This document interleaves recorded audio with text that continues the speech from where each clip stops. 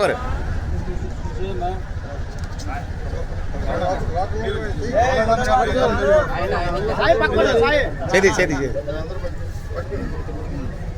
కూర్చొని నేను దూరం క్లాస్ కట్టగానే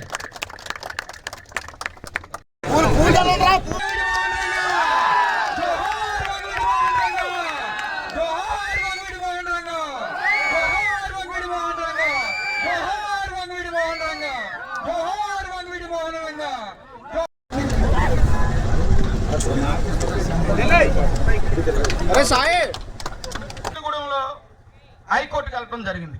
ఎంత దుర్మార్గాలు చూడండి. మెన్షన్ చేసి వెళ్తున్నారు హైకోర్టుకి. ఏ విగ్రహాలకి వెళ్ళని పరిస్థితి రంగా గారి విగ్రహాలకు వస్తుందంటే, రంగా గారు చనిపోయి 39 సంవత్సరాలైనా ఆయన చూస్తే భయం వేస్తుంది. వీళ్ళకి వెళ్ళినప్పుడు వాళ్ళు బతికుండాలి. బడుగు బలహీన వర్గాల ఆశాజ్యోతిగా రంగా గారు జీవించారు. బడుగు బలహీన వర్గాలకి రాజ్యాధికారం కావాలి అనే ఉద్దేశంతోనే ఈ కులాలన్నీ సంఘటితంగా ఉండాలనే ఉద్దేశంతోనే నేను విగ్రహాలు ఇస్తాం జరుగుతుంది సార్. నాకు పొలిటికల్ గా వెళ్ళి ఏదో పదవులు సంపాదించుకోవాలని నా ఉద్దేశం లేదనే ఉద్దేశంతో నేను చెప్పడం జరిగింది. అలాగే మీరందరూ కూడా అన్ని కులాలని కలుపు వెళ్ళాల్సిన బాధ్యత మీ అందరి మీద ఉంది. అలాగే ఈ అవకాశం ఇచ్చినందుకు మీ అందరికీ ధన్యవాదాలు తెలుపుతూ, ఆయన రిక్షా కార్మికుల్ని అలాగే లారీ క్లీనర్స్ ని కార్పొరేటర్ చేయాలని, అంటే అప్పుడే సామాజిక న్యాయం చేయాలని ఉద్దేశంతో తలపెట్టిన నాయకుడు. అలాగే ఆయన ఈ సామాజిక వర్గాలన్నీ రాజ్యాధికారం వస్తేనే న్యాయం జరుగుతుందని ఆయన ప్రాణాలను సైతం లెక్క చేయకుండా ఆయన చనిపేస్తారని తెలిసి కూడా నిరాదీక్షలో కూర్చున్న ఏకైక వ్యక్తి, భవిష్యత్తులో ఎప్పుడు పుట్టని వ్యక్తి, రాజకీయ నాయకుడు, ప్రజానాయకుడు అయిన రాజకీయ నాయకుడు ఏకైక వ్యక్తి వంగవీటి మోహన్ రంగా గారు. అలాగే మీరందరూ నేను చెప్పిందని అర్థం చేసి అవమానిస్తా అనే దానికే దీనికి ఉదాహరణ. మనకి సహకరించిన వాళ్ళని మనం ఎప్పుడు గుర్తుంచుకోవాలి. ఆ విగ్రహాలు స్వచ్ఛందంగా చాలా చక్కగా అందరికీ ఇస్తున్న బుజ్జి గారికి, అలానే వంగవీటి మోహన్ రంగా వారసులుగా ఇక్కడికి విచ్చేసిన వంగవీటి కుమార్ గారికి, అలానే వేదిక మీద ఉన్న పెద్దలందరికీ, నిజంగానే వంగవీటి మోహన్ రంగా గారి నాయకుల్ని కోల్పోవడం అనేది చాలా తీరని లోటండి. అది ఎవరు కూడా పోడ్చలేంది.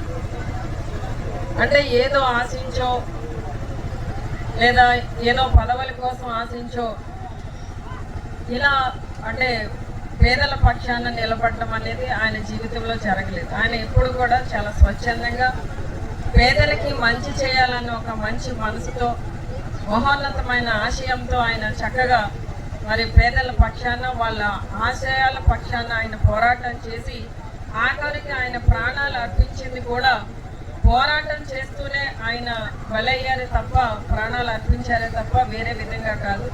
నిజంగా మరి ఈ రోజున ఈ సమాజంలో ఎన్నో రకాలుగా ఎంతోమంది ఇబ్బంది పడుతున్నా మరి మాట్లాడే గొంతులు అనేవి, పోరాటాలు చేసే వ్యక్తులు అనేవాళ్ళు కరువైపోయారు.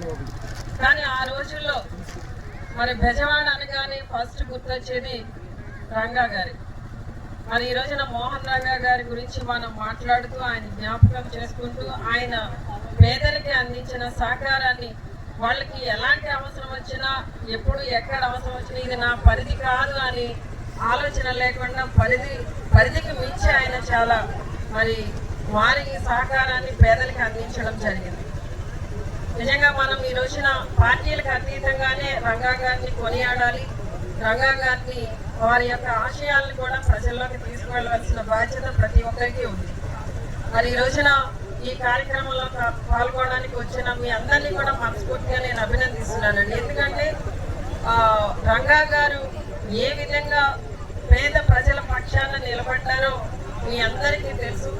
ఈ రోజున ఆయన మనకి భౌతికంగా దూరమైనా కూడా ఆయన ఆశయాలు అనేవి ఆయన ఏ విధంగా పోరాటాలు చేసి సాధించారో, ఆ పేదల పక్షాన్ని నిలబడ్డారో, పేదలకు న్యాయం చేశారో అన్నది మీ అందరికీ తెలుసు. కనుక ఈ రోజున మీరు ఎంతగా ఆయన అభిమానిస్తున్నారు, ఆరాధిస్తున్నారు కనుక ఈ అభిమానం ఎప్పుడు కూడా ఇలానే ఉండాలని మనస్ఫూర్తిగా కోరుకుంటూ